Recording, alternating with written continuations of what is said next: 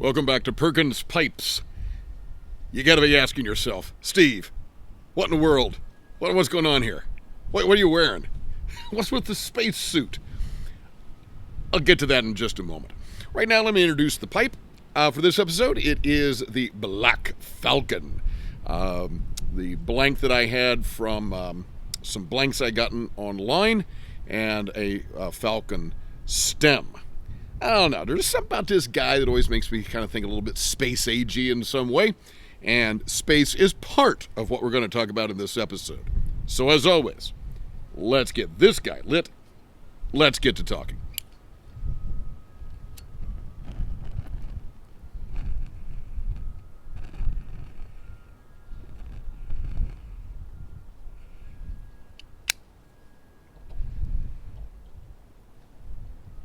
In 2014, I had the great honor of being named the Indiana Teacher of the Year. Some of you watch the channel, you know that.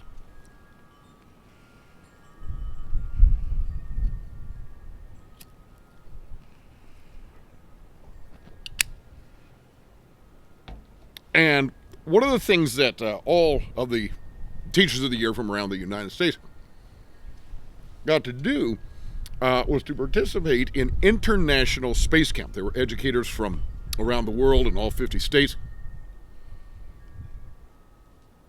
Went down to Huntsville, Alabama, which is the home of the U.S. Space and Rocket Center.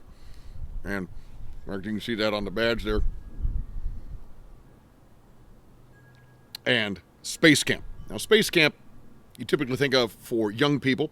Indeed, both of our children, we paid for them to go to space camp this summer that I did it. And what was cool, well, everything was cool. We built rockets. We had a talk from Homer Hickam. You may remember that name from a movie called October Sky, or the book Rocket Boys, which he wrote.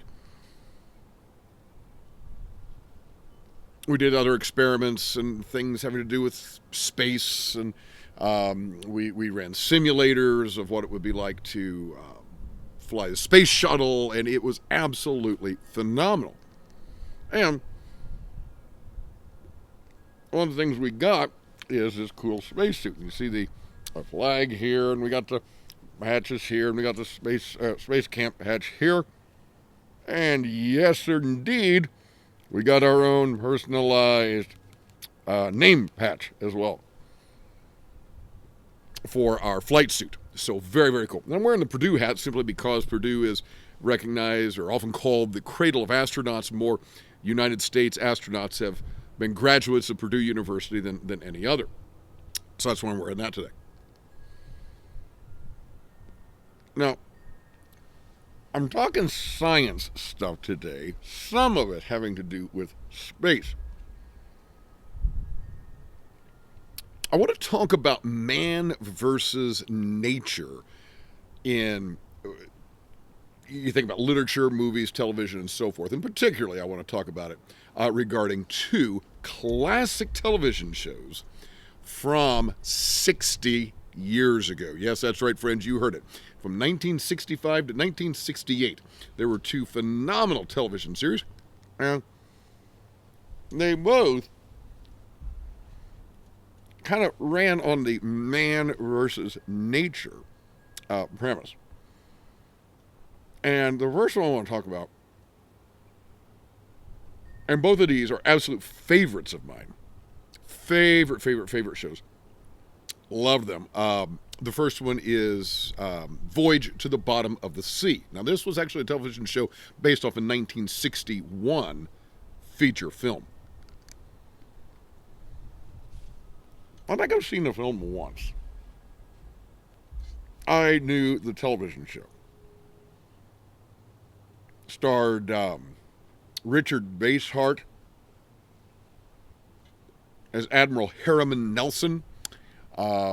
David Hedison as Captain Lee Crane, and they were the leaders of this atomic submarine called the Seaview. And if I remember correctly, the opening music, I just loved it. The dun dun dun dun dun. Oh no, I'm starting to get into something else there.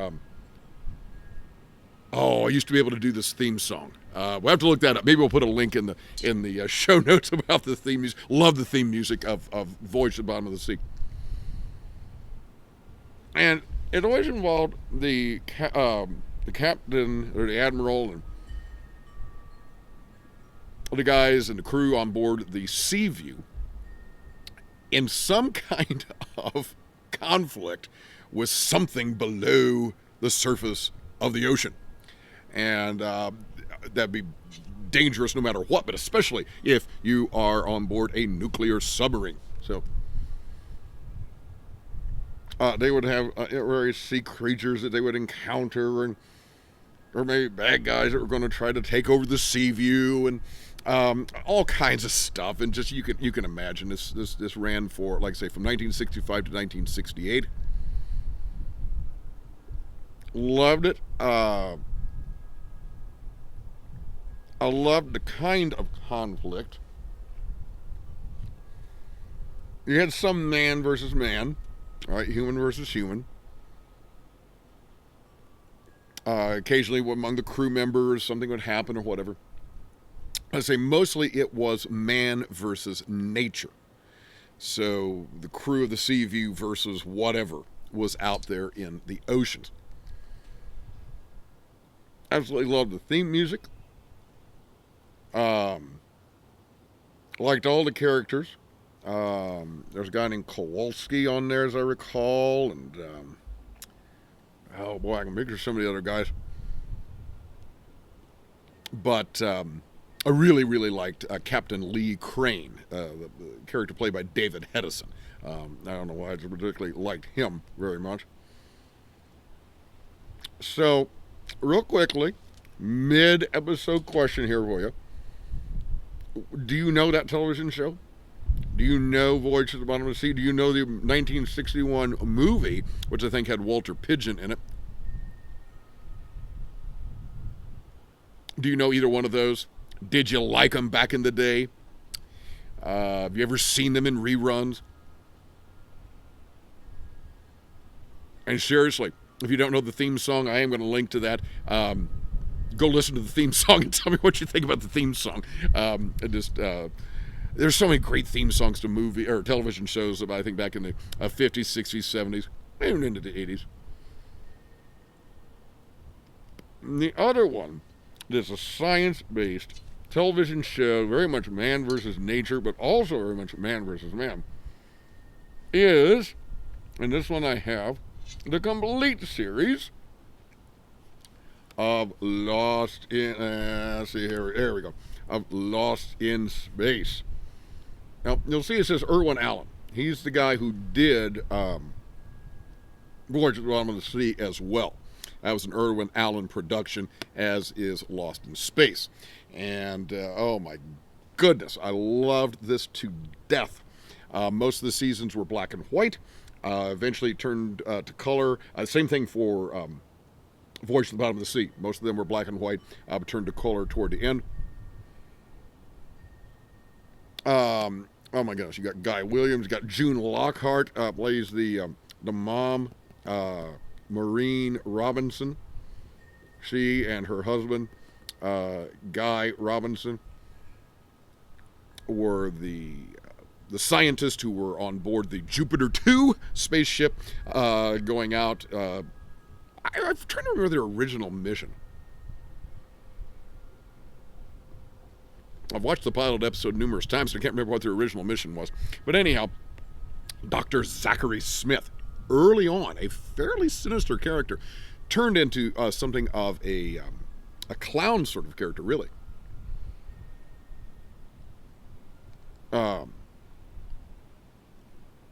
Harris was his last name.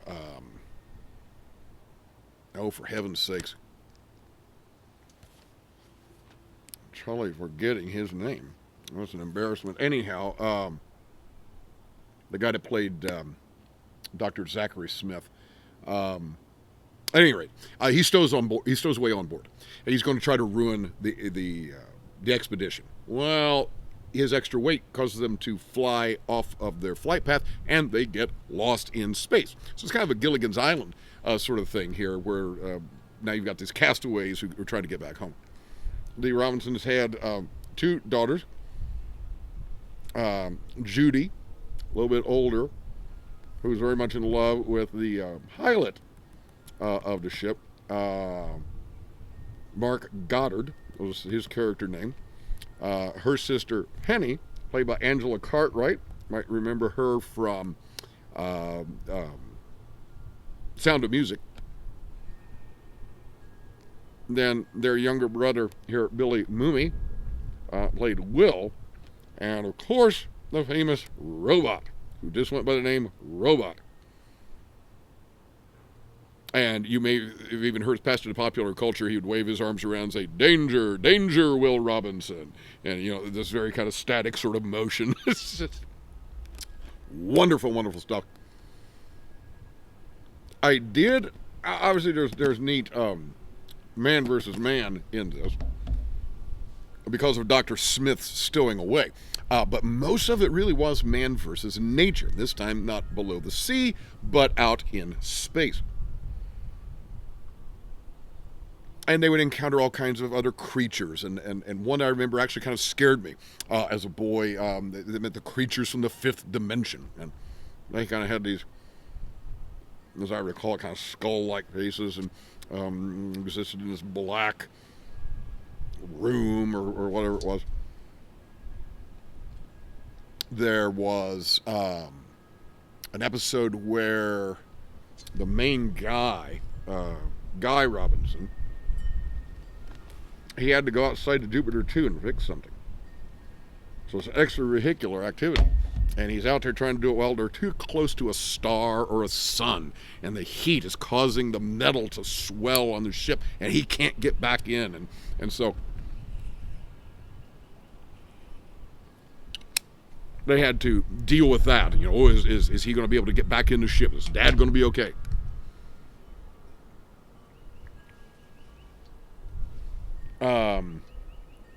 And again, a Lost in Space theme song, loved it too. Isn't that funny? I'm sitting out here doing this video, and I can't bring it into my voice at the moment, but I can recall it.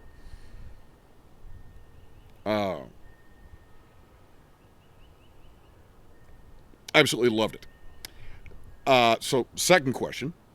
Do you know Lost in Space? Now, this was done into a movie in the late 90s, early 2000s. Then there was a reboot of the series itself in the 2000s. I think we did go see the movie. I didn't care for it. I think it had Mark Wahlberg in it. But never saw the reboot television show. Didn't care to.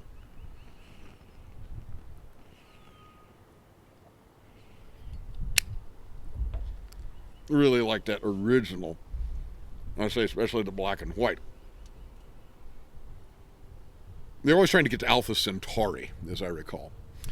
But what did you know, Lost in Space? Did you like it? And especially let's talk about the original series, not any of the reboots or any of that stuff. Did you ever watch that?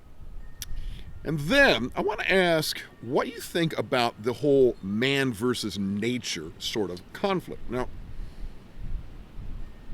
you can't talk man versus nature and not bring up Jack London, the great novelist. In fact, I should have brought, I've got a volume, maybe all of Jack London's works there in the house. I should have brought that out with me.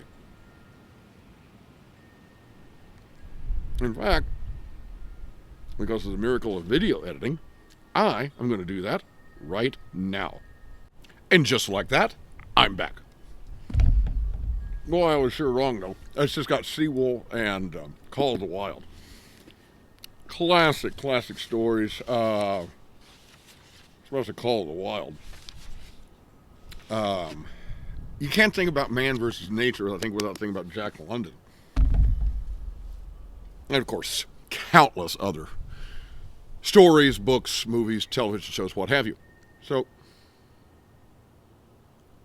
what do you think about man versus nature as the central conflict to a story. Do you like that?